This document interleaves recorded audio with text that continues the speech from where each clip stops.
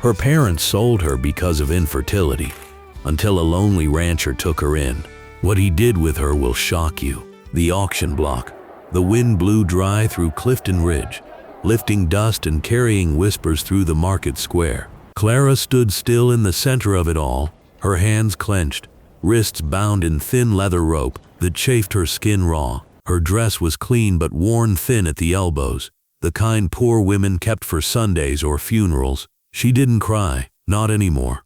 20, her father barked to the crowd. $20 and you can have her. She sews, she cleans, she don't talk back. A laugh broke out from the edge of the crowd.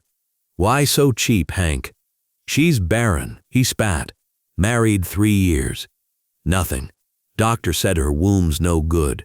Clara stared ahead, not at the men leering, not at the women sneering, but just beyond them at the dusty hills that curved like tired shoulders on the edge of town. She used to imagine getting out of here, a stagecoach, a train, anything but this. Her mother stood behind her, eyes down, clutching a shawl and saying nothing. Not when Clara begged, not when the ropes were tied, not even now. 15, someone jeered. No less than 10, her father snapped. She ain't sick, just faulty. Like a mule what don't pull. She'd once been kissed under moonlight, danced barefoot by the riverbank, but none of that mattered now. Not when she'd failed at the only thing people thought a woman should be. Valuable. The bidding was done. Or maybe it never started. The silence stretched. Then through the crowd, bootsteps. Heavy, slow, deliberate. Elias Ward. Clara had seen him once, years back. Tall as a church door, shoulders broad as fence posts. Always quiet, always alone. Folks said he buried a wife and child in the same winter and hadn't spoken 10 words since. He stepped forward, face shaded beneath a wide hat, said nothing. Just dropped a leather pouch at Clara's father's feet. $5 silver. A hush fell. That ain't even 10, her father growled. Elias raised his eyes, not angry, just steady. It's enough. Her father hesitated, spat in the dirt, then shoved Clara forward without another word. She stumbled, caught herself, didn't look back. Elias didn't offer his hand, didn't grab her either, just turned and walked toward his wagon. Clara followed, not because she trusted him, because there was nowhere else to go. The ride home. The wagon creaked as it rolled through dry brush. Grasshoppers leapt from the path. Insects hummed in the heat. Clara sat rigid on the wooden bench. Her hands fidgeted in her lap, unsure of what she was now. A servant? A wife? A debt? Elias didn't speak. Why? She asked finally. Her voice cracked from dryness, not emotion. Why'd you buy me? He didn't glance over, just said, needed help. She nodded slowly, bit her lip. You know I can't give you children. His jaw flexed once, then, didn't ask you to. They didn't talk the rest of the way.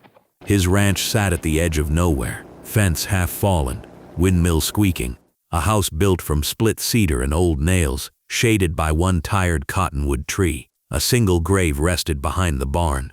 No name, just a stone. You can sleep in the front room, he said. She stepped inside.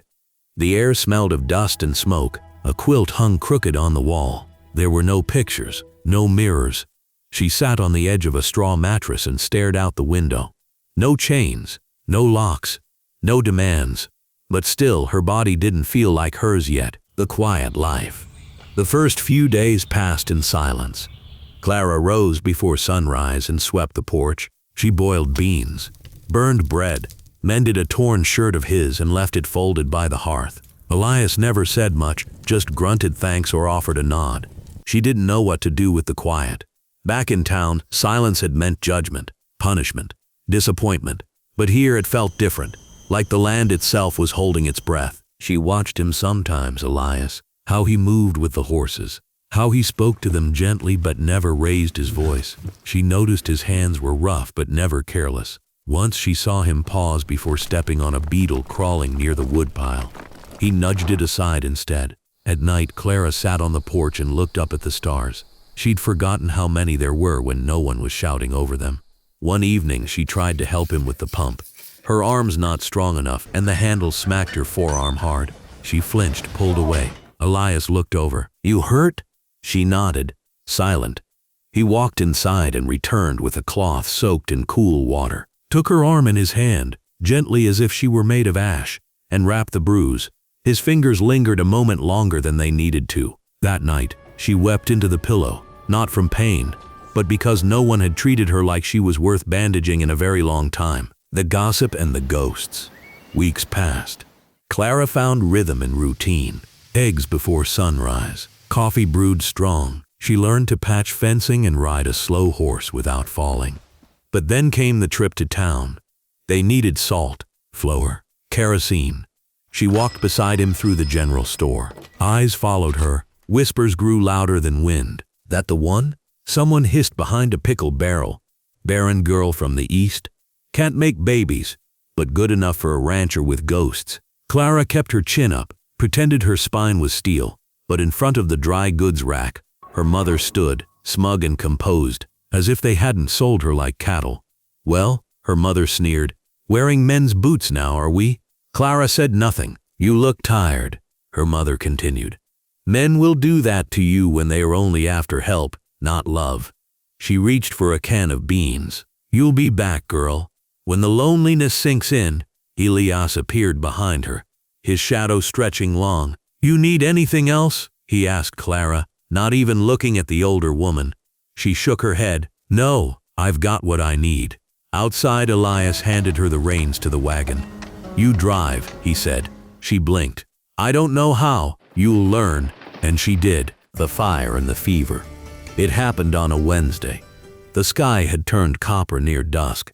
A storm threatening but holding its breath. Clara was in the barn, brushing down Elias's old mare, when she caught the scent. Smoke. At first it was faint, just a tinge of burning hay. Then she heard it, a sharp crack, a pop, and the unmistakable roar of dry timber igniting. She ran. Flames leapt along the north side of the barn, licking toward the loft where Elias kept his foaling mare, the one due any day. And Elias? He was already inside, shouting at the panicked animal, trying to lead it out. "Elias!" she screamed. The heat was staggering. She ran in anyway. She found him pulling at the mare's halter, eyes watering, coughing through the smoke. "Get out," he barked. But she didn't. She grabbed a feed sack, soaked it in the trough, threw it over the mare's eyes, and helped pull. Together, step by painful step, they dragged the animal into the open air. Seconds later, the beam above them gave way and crashed where they'd just stood. Elias staggered and dropped to one knee. Clara caught him, barely, and half dragged him to the house. He collapsed on the floor, blistered and shaking. That night, the fever came, the nursing and the realization. For days, Clara didn't sleep. She cooled his forehead with damp cloths, spooned broth into his mouth, held his hand through delirium. He mumbled things she couldn't always make out, names she didn't know, apologies whispered to ghosts. And then, once, her name. "Clara, don't go, not you." Her hands froze, her breath caught. He didn't know she'd heard. By the third day, the fever broke. He opened his eyes to find her sitting beside him, chin resting in her palm, hair loose around her shoulders, dirt smudged and exhausted. "You stayed," he rasped. "Where else would I go?" He tried to sit up. She gently pressed his shoulder. "Rest," she said. "I didn't ask you to do all this. I didn't do it because you asked." He looked at her for a long moment. "You're not a debt to me," he said. She blinked back, something hot behind her eyes. "You're the first man who never asked what I could give you. Just let me be." Outside, the wind picked up. The barn still smoldered. The land was still dry. Nothing had changed, except everything had, the porch and the promise. Weeks passed. Elias healed slowly, his left hand wrapped in linen, his right shoulder stiff. Clara returned to work like nothing had changed. But it had. Something quiet now passed between them. A glance, a shared breath, a silence that didn't ache anymore. One evening he joined her on the porch. She was shelling beans, fingers moving without thought. He sat beside her, set down a small object on the table, a carving knife, a strip of cedar. "I figured I'd fix the porch rail tomorrow," he said. "You still want to plant flowers under it?" She nodded. You picked a spot? She pointed to the edge of the path. Sun hits it there most of the day. He stared at the ground, then up at the horizon. I never wanted to need anyone again, he said. But you're not anyone. Clara didn't speak, just placed her hand gently, hesitantly over his. He didn't pull away. The garden and the ghosts. Spring arrived slowly that year, hesitant like a wounded thing, unsure if it was welcome. Clara planted flowers beneath the rebuilt porch rail. Marigolds, violets, wild mustard. The seeds had come from an old tin she'd found in the pantry, buried beneath flour and dust. She watered them every morning, sang to them when the wind was still. Elias fixed the roof, repaired the barn with rough-hewn beams. He built a bench under the cottonwood tree, not because she asked, but because he saw her sitting on the steps too often without shade. In town, the gossip didn't stop. Still no children, they whispered. He took in a barren woman, what's the point? One day, Clara found a note nailed to the fence.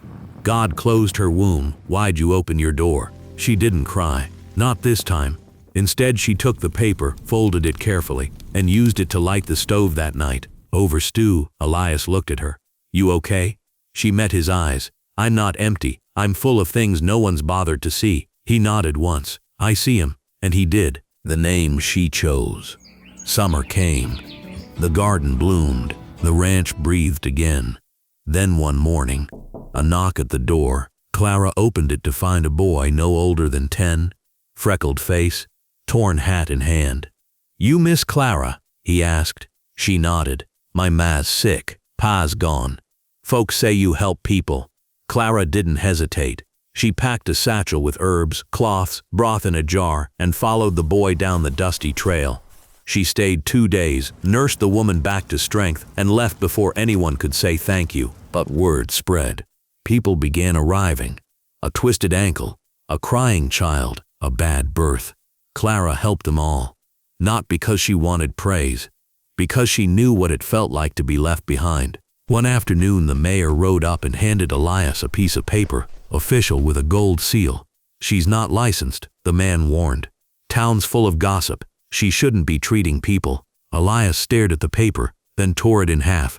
She ain't treating disease, he said. She's treating people. Later that night, he told Clara what happened. She looked down at her hands, calloused, steady. I'm not a doctor. I'm not a mother. He shook his head. You're Clara Ward. That's enough. She stared at him. You never asked me to take your name. I didn't think you'd want it. I didn't, she said softly. I earned it, the legacy. Years passed. Clara's garden grew wild and bright.